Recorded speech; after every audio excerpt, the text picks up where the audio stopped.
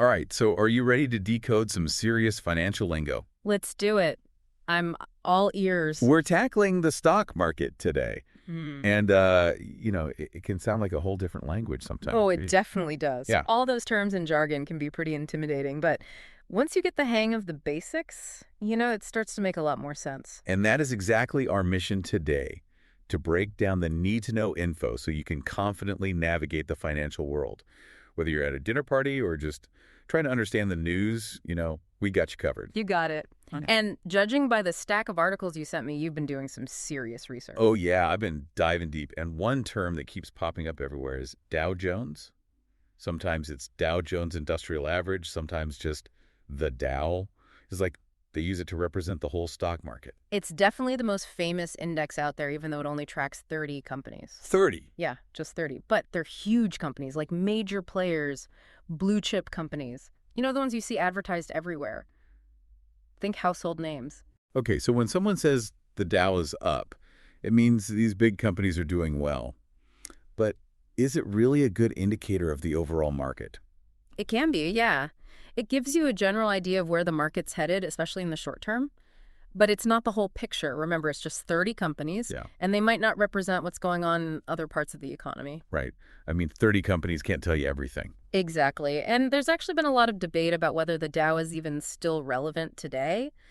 Some people think it might even be misleading. Wow. Okay, so if the Dow isn't the be-all, end-all, then what should we be paying attention to? Well, you've got the S&P 500, which tracks 500 companies. So that gives you a much broader perspective. A lot of investors consider that a better benchmark for the overall U.S. market. Okay, that makes sense. So we've got the Dow and the S&P 500 giving us a snapshot of the market now. But how do we get a glimpse into the future? Like where things are headed. In your notes, you mentioned futures, and I got to say, those have always seemed a bit mysterious to me. Yeah, futures can seem complicated at first, but think of them as like bets on the future price of something. Bets, like gambling. Kind of, but with a lot more analysis behind it. It could be stocks or oil, gold, you name it. Like, let's say you think the price of oil is going to go up next month. You could buy an oil futures contract, and if you're right, you make money. So when I see headlines saying Dow futures are up, it means people are betting that the Dow Jones is going to rise. Exactly. They're feeling optimistic about those 30 companies. But of course, it's all based on what traders believe will happen.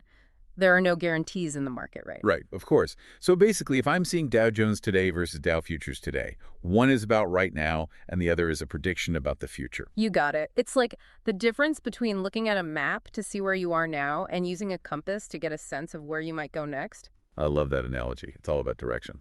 And speaking of maps, one thing that stood out to me in all these articles is how often the word market is used. Yeah. Stock market, U.S. stock market, futures market. It's almost overwhelming. It can be, yeah. But think of market as just a place where things are bought and sold. Okay, that's simple enough. Right, so the stock market is where stocks are traded. The U.S. stock market is specifically in the U.S.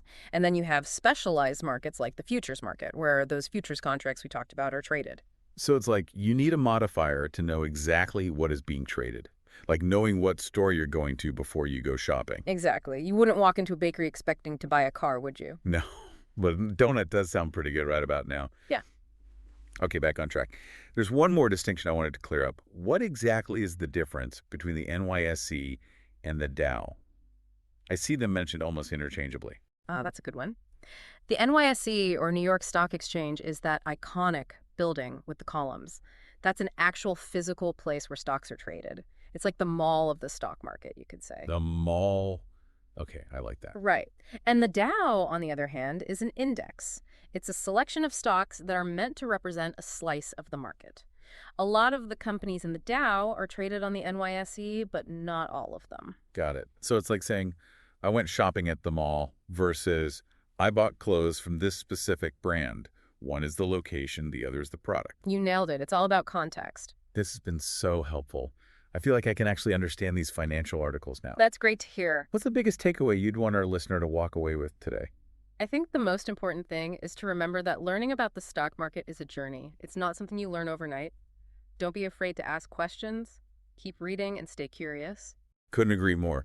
And hey, you've already taken a huge step just by listening to this deep dive today. You're well on your way to becoming fluent in stock market lingo. Absolutely. And remember, even the most experienced investors started somewhere. Everyone's a beginner at some point. Now, before we wrap up, I want to leave you with something to think about.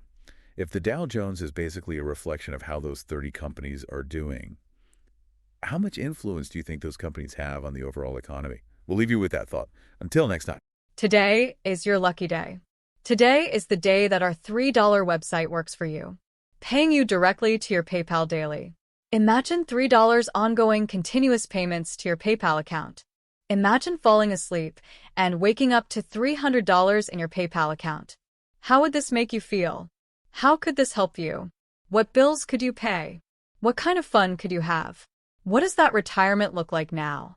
All for a one-time payment of $3. This website is DFY done for you, fully built and completely hosted, and never stops collecting payments for you.